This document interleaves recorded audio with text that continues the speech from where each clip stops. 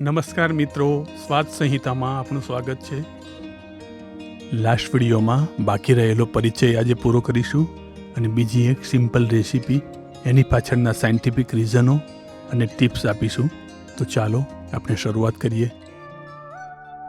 આજે ભોજન પ્રસાદમાં શું પ્રોગ્રામ છે? આજે આપણે કેરીનો તાજો રસ, 2 ફળની રોટલી અને વાલની દાળ બનાવીશું. Okay, very nice. સૌથી પહેલાં રોટલી માટે આપણે લોટ તૈયાર કરી લઈએ. 2 કપ ઘઉંનો લોટ લીધો છે. 2 ચમચી તેલનું મોવન,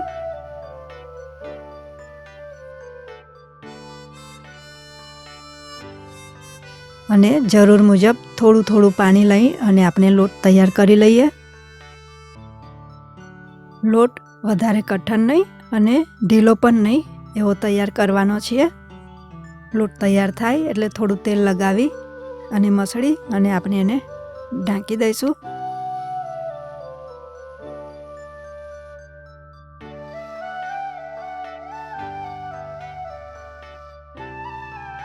મધુબા 82 નોટ આઉટ. હજી એ કંઈ કેચ ઉછાર્યો નથી. આઈ મીન, કોઈ દિવસ એમને હોસ્પિટલમાં એડમિટ થયેલા જોયા નથી.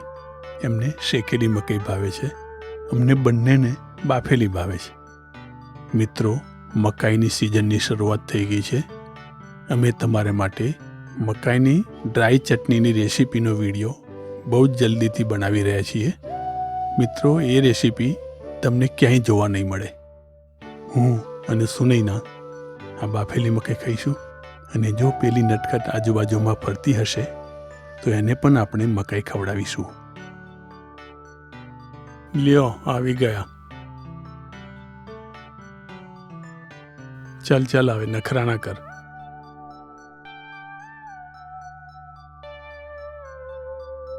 ઓ માં, આ તો દાંત છે કે સોય? નટખટ જ્યારે ખાવા આવે છે ત્યારે આંગળીને દાંત મારીને કન્ફર્મ કરે છે. કુદરતના એકેય જીવને માણસ પર ભરોસો નથી રહ્યો. હવે આને હું કેમ સમજાવું કે અમે એમાંના નથી? હશે, પણ અમને આ લોકો સાથે દોસ્તી કરવાનો એક અદ્ભુત આનંદ મળે છે. દિવસમાં થોડો સમય આ લોકો સાથે ગાળીએ તો આપણો મેન્ટલ સ્ટ્રેસ એકદમ ઓછો થઈ જાય છે. હવે આપણે વાલની દાળનો વઘાર કરી લઈએ. 1 ચમચો તેલ લઈશું. તેલ ગરમ થાય એટલે એમાં અજમો થોડો સાતળવા દઈશું.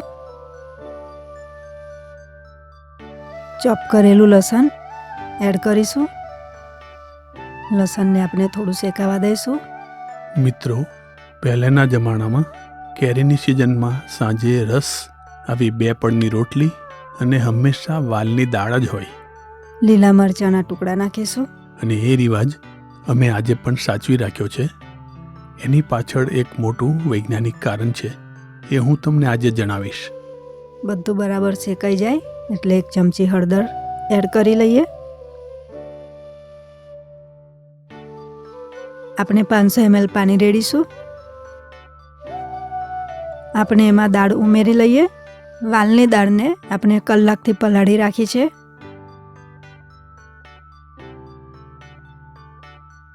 સ્વાદ મુજબ મીઠું અને 1 ચમચી લાલ મરચું ઉમેરી હલાવી અને ઢાંકી દઈશું.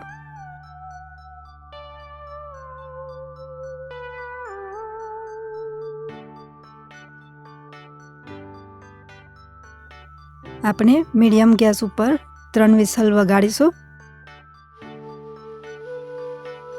હવે આપણે રોટલી તૈયાર કરી લઈએ. રોટલીના વચ્ચેના લેયરમાં લોટ લગાવવા માટે આપણે 2 ચમચી લોટ અને 2 ચમચી તેલ લઈ અને મિશ્રણ તૈયાર કરી લઈએ.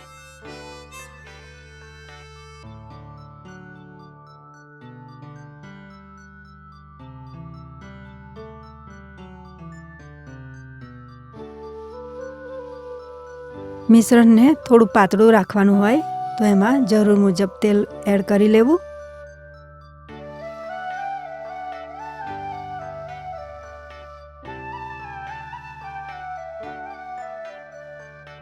બે લુવા વચ્ચે મિશ્રણ લગાવી કોરો લોટ લગાવી અને રોટલી વણી લઈશું.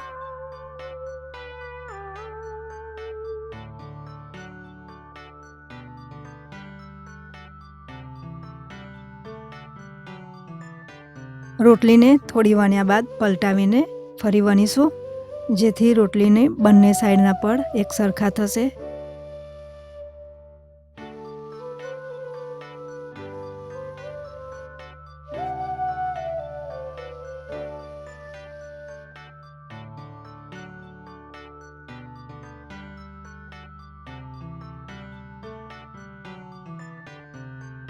આ રોટલીને આપણે કડક નથી કરવાની, માટે જલ્દી શેકી લેવી અને શેકાયા બાદ આ રીતે થપથપાવી બે પડને છૂટા કરી લેવા.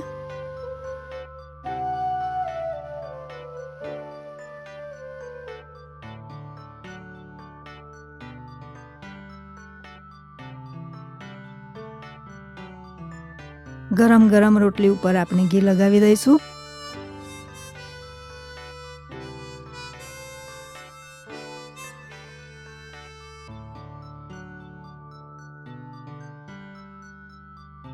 મિત્રો, અમારે ત્યાં રોટલીના દરેક લેયર ઉપર ઘી લગાવવાનો રિવાજ છે. જો તમે ઓછું ઘી ખાતા હો તો તમારે ઓછું ઘી લગાવવું. ભોજન પ્રસાદ તૈયાર છે. બાપુજીને જમવા બેસાડી દીધા છે અને હવે અમારી થાળી પીરસીશું. આપણે તાજો રસ લીધો છે, એને ઠંડો નથી કર્યો, માટે એમાં આપણે ઘી પણ રેડીશું. થોડી ચારોળી નાખીએ અને 2 ચમચી ઘી રેડીશું.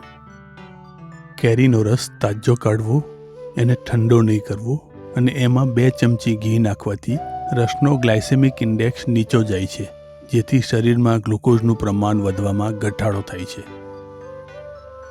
વાલની દાળ બનાવી છે, એમાં પણ આપણે 1 ચમચી લાલ મરચું અને સિંગ તેલ અથવા તો તલનું તેલ રેડીશું.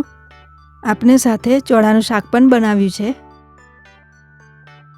રસ ખાઈએ એટલે શરીરમાં સુગર વધે.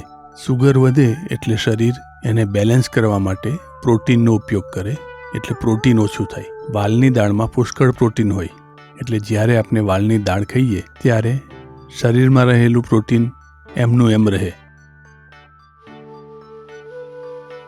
કઠોળ વાયુકારક છે, એટલે કઠોળની સાથે કાચું તેલ ખાવાથી વાયુ થશે નહીં.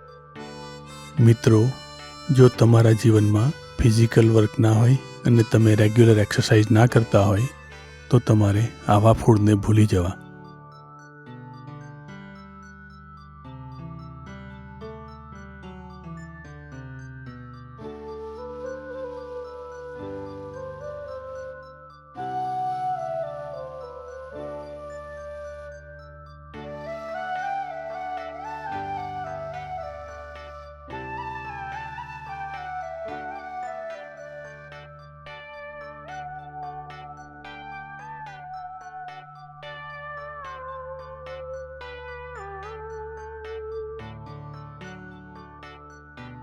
હાશ, કેટલું શોધ્યું ત્યારે અહીંયા કંતાન મળ્યું. આ 2 પગા અસુરોએ પ્લાસ્ટિક વાપરવાનું ચાલુ કર્યું છે ત્યારથી અમારી મહેનત વધી ગઈ છે, અને પેલા બિચારા શણ વાવતા ખેડૂતોને તો ધંધા જ બદલવા પડ્યા છે. કોઈ મારી સહાય કરે. સાલું, મારે દિવસો જાય છે ને હજી તો ઘર બનાવવાનું બાકી છે. અમારે થોડું માણસોની જેમ આરામ કરવાનો હોય. હવે અમારા દુઃખને કોણ સાંભળે? અરે હા, બાપુજી છે ને, આ અમારું બદામનું ઝાડ છે ને, પેલી હોલીવુડની અવતાર ફિલ્મમાં મહાકાય ઝાડ જોયું હતું, જેના નીચે આખી વસ્તી રહેતી હતી. એનાથી જરાય નાનું નથી. હા કે આના પર ખિસકોલીએ પણ પ્લોટ બુક કર્યો છે, કારણ કે અહીંયા બધી એમ્યુનિટી મળી રહે છે, ખાવાનું, પીવાનું અને રહેવાનું વગેરે. બીજું જોઈએ શું? અને દરેક જાતના પક્ષીઓ અહીંયા રહે છે. અરે ભાઈ, આ ખિસકોલી આંટા ફેરા કરે છે, એને માળો બનાવવા સુવાળું મટીરિયલ શોધતી હોય એવું લાગે છે. ચાલ, હું એને કંઈક વ્યવસ્થા કરી આપું. એમ કહી બાપુજી કામે લાગ્યા. બાપુજીએ કામ ચાલુ કર્યું અને અહીંથી હું જોડાયો એમની સિનેમેટોગ્રાફી કરવા. અમે કંતાનના કોથળા હજીએ વાપરીએ છીએ. એમાંથી એક કાણીયો કોથળો લઈને બાપુજીએ ઓપરેશન ચાલુ કર્યું. બાપુજી પાસે એમના અલગ હથિયાર છે. બાપુજીને કડિયા કામ, સુથારી કામ અને બીજું ટેકનિકલ કામ બધું જ આવડે.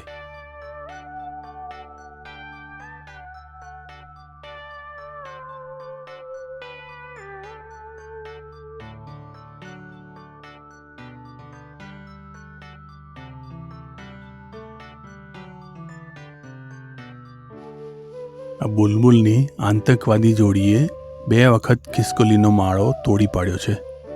સારું છે એની પાસે પૈસા નથી, નહીં તો પેલા શાસ્ત્રવાળા આમને પણ નહીં છોડે. તમારો માળો આ દિશામાં નહીં, પેલી દિશામાં જોઈએ.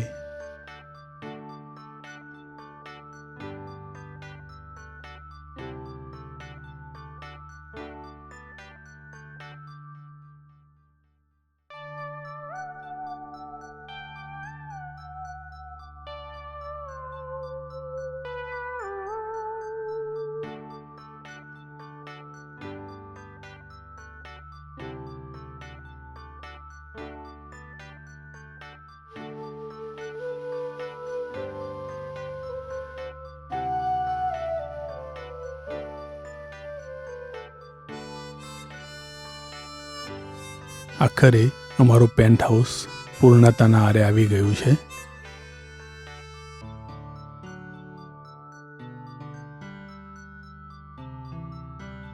મિત્રો, નેચરના આવા વિડીયો શૂટ કરવા માટે કેટલાય કલાકોની તપશ્ચર્યા કરવી પડે છે. તો વિડીયોને લાઈક કરજો, શેર કરજો અને જો ચેનલને સબસ્ક્રાઈબ ના કરી હોય તો પ્લીઝ સબસ્ક્રાઈબ કરી લેજો. ધન્યવાદ.